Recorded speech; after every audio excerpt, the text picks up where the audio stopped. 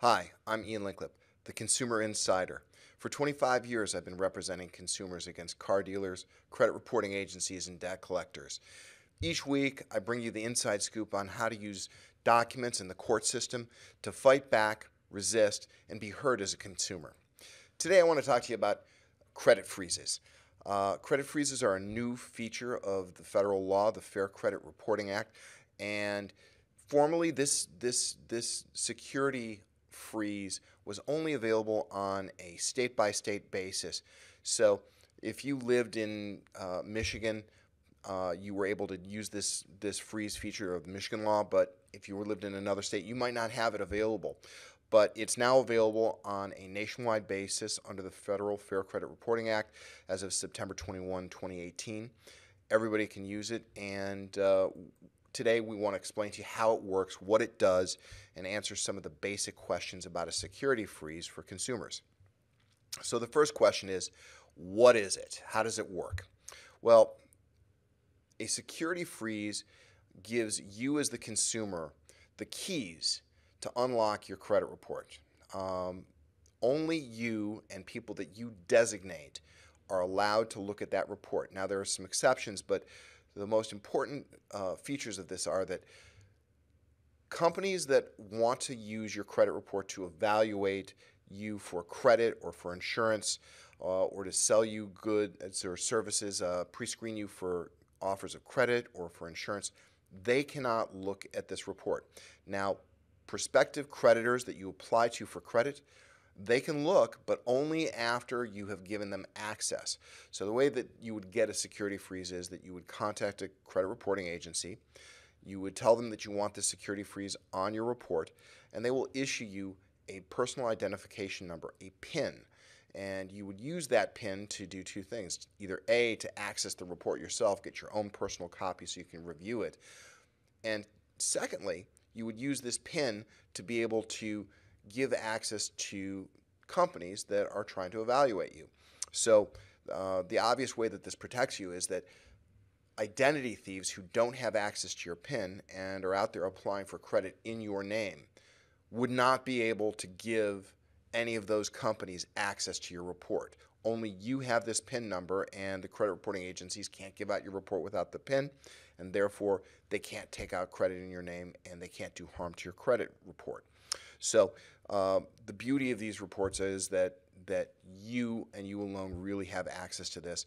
It's also going to stop pre-approved offers of credit from coming to you, which means that identity thieves are not going to be able to go to your mailbox, pull those pre-approval offers out, and then impersonate you on paper and get credit in your name.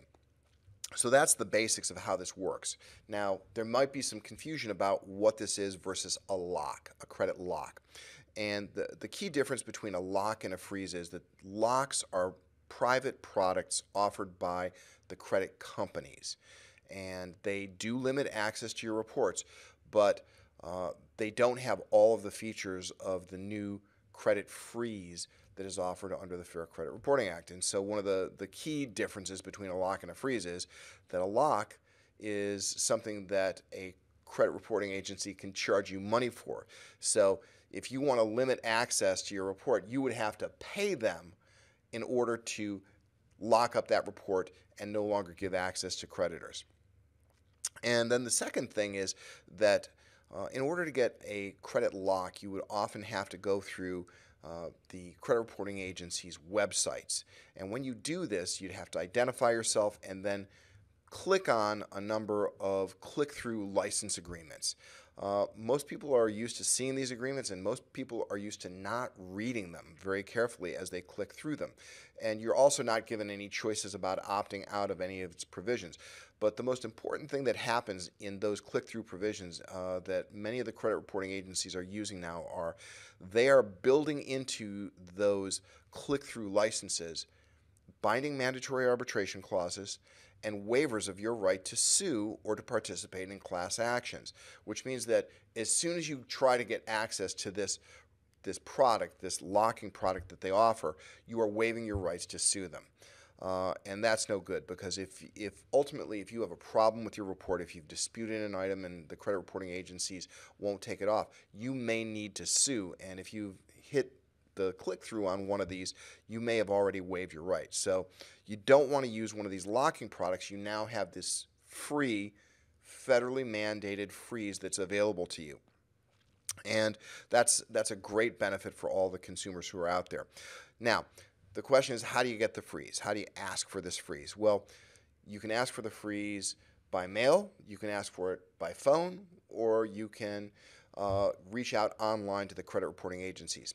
And again, we do not recommend that you do this by phone or online. And I've already given you one of the good reasons not to do it online. Let me give you another one. One of the problems that we see in my office very regularly is that consumers who come into the office often will do their disputes of credit reporting items online, which means that they have to go through the web app that the credit reporting agencies have built out for them. And ultimately, you don't have, as a consumer, access to the data behind that app. It's not like sending an email where you have a copy and you can show a read receipt. If you're using their app, you don't have proof that you have submitted a dispute. You don't have proof that you've submitted a fraud alert. You don't have proof that you've submitted a security freeze. You are effectively relying on the credit reporting agencies to do this record keeping for you. And as I say, in many instances, we have seen that the credit reporting agencies simply do not produce this information. They may have it, they may not, but when we've litigated with them, any number of the disputes that our clients have conducted online or by phone just simply aren't in the records anyplace, and our consumers are pretty much out of luck when it comes to proving their cases. So you always, when you're dealing with the credit reporting agencies, you always want to have proof of what you've done, what you've asked them to do. And the very best way right now, unfortunately, is by regular mail, certified mail, return receipt request. We ask everybody to make sure they keep a copy of everything that they ask the credit reporting agencies to do, and they save that along with their return receipts and any of the green cards that come back. So even though you can ask for this credit freeze by any one of those three methods, online, phone, or mail, the very, very best way, the gold standard, is always to do this by mail, certified mail, return receipt request. So the question that a lot of people ask right away is, will this security freeze, this new security freeze, cause my credit to be closed? And the answer to that is no, absolutely not. First and foremost, federal law protects you. The Equal Credit Opportunity Act absolutely prohibits any creditors from discriminating against a person who exercises their rights under the Fair Credit Reporting Act, which means that if you've exercised your rights to a freeze, they cannot discriminate against you and they cannot close your account because you've issued this freeze. Secondly, and really more practically, your current creditors are going to continue to be able to access your credit report, which means that as they do what's called periodic account reviews to make sure that you still are eligible for the accounts, they will not have problems getting access to the reports. The credit bureaus know that they have accounts with you, and they will continue to allow them to have access. The only people who are going to be blocked are new creditors, new people who are asking to open new credit accounts and pre-approved offers. They're not going to have access.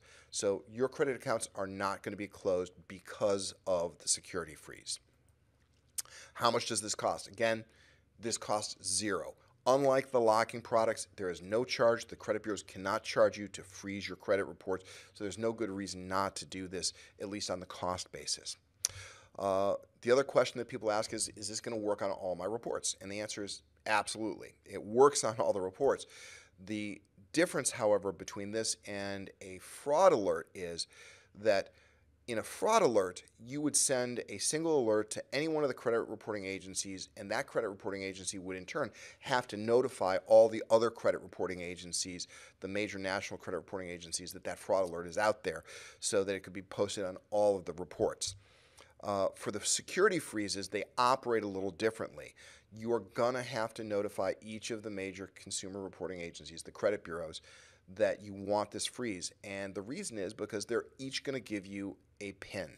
So you're going to have a different PIN for each of these credit reporting agencies, and they each have to be notified separately, which means you're going to have to issue 4 separate letters for these. Now, even though you're going to have to contact them all separately, it's a pretty easy process, and I have posted a free letter on my website at consumerlawyers.com that you can access. You don't have to leave an email address just to get the letter. It's in MS Word format. You just fill in your name and your address at the top along with your identifiers and on the return address in the envelopes, and you'll have a letter and an envelope you can send right out to the consumer reporting agencies, the credit bureaus, to make sure that your security alert is added. Next, can I protect my minor child? And the answer is yes. This is a great new feature of the law.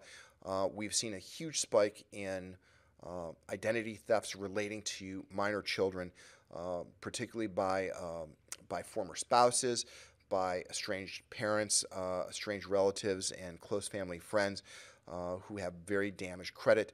They see that there's a minor there who has no credit history at all, and they just take over that credit, and they become identity thieves and take advantage of the fact that there's a clean slate for that minor child. So we are suggesting that all adults take out a security freeze for their minor children so that they wind up reaching their age of majority with the clean credit that they deserve. Because when an identity is stolen by an adult of a minor child, that minor child may reach their age of majority looking for student loans, trying to get student loans to advance their education, and not be able to get them because an adult has stolen their identity. It's a terrible situation. It's very difficult to remedy, and we recommend that every adult take out that security freeze for their minor child. Next, can I freeze my report if I'm not an identity theft victim? This is a great question because typically to get an identity theft report issued or to get a fraud alert, if you want to dispute items to the credit reporting agencies, you will be asked to submit an identity theft affidavit or a police report attesting that you're a victim of an identity theft. That would be something that would keep a lot of people from getting a security freeze on their credit report. You don't have to worry about that anymore. You don't need to submit an identity theft affidavit. You don't have to have a police report. Anybody can access a security freeze and ask the credit reporting agencies to freeze their reports and give them a PIN number. So, will this keep me from being an identity theft victim? No, not necessarily. There are no guarantees. There are a lot of ways that identity thieves can work around these security freezes. Most notably, they can use partial identifiers that don't cause access to your credit report, but maybe which result in a debt collector reporting about you later when they skip trace. But that is a greatly reduced opportunity for fraud. So, when you put a security freeze on your credit report with the credit reporting agencies, you are really going to severely hamper an identity thief's ability to steal your identity and ruin your credit. Now, what's the downside of this? The downside of this is that as you need credit and you want to access your report, you are going to have to call and give your PIN. This is really something that is decidedly way more inconvenient for you as well as the identity thieves. It's gonna cause you to not be able, in some circumstances, to get instant credit because your phone number that you are leaving may not match the cell phone, or if you want to leave your cell phone, maybe they're going to look at your home phone. The question is going to be really whether or not you have the discipline to make sure that you know when you're going out to seek credit and plan ahead so that you know that you can unlock that report and have access to the credit when and where you need it. But if you do have that discipline and you know that you use credit really intentionally and you're not out there asking for credit on the spot, this is a really great device to help protect you from identity theft and make sure that your credit report stays clear of errors. So that's it for today. I just want to review the resources that are available on my website, which is consumerlawyers.com. On that website, you can find a free letter to put a security freeze on your report with all of the major credit reporting agencies. We also have a letter for you to put a credit freeze on your minor child's credit report. We also have, for those of you who do not want to have a credit freeze but don't want to get junk mail anymore, there is a request for opt-out to the credit reporting agencies and instructions on how to register for the Do Not Call registry. We also have available sample dispute letters and an ebook on how to write those disputes. So that's it for today. I'm Ian Lyngklip. Just remember that your consumer rights die if you do not use them. Just remember to dispute false information on your credit reports, opt out of those pre-screens, register for the Do Not Call registry, and be heard by businesses. If this video helped you, pay it forward. Hit the like button, give us a nice review, and share this video with somebody who needs it. That's it for today. I'm Ian Lyngklip, the Consumer Insider. You can find me at www.consumerlawyers.com, on Twitter at Michigan MI Consumer Law, and on Facebook at Michigan Consumer Law Center. If you have any questions for me or you'd like a question answered on this podcast, email me at podcast@consumerlawyers.com, and I will do my best to answer this question. Thanks.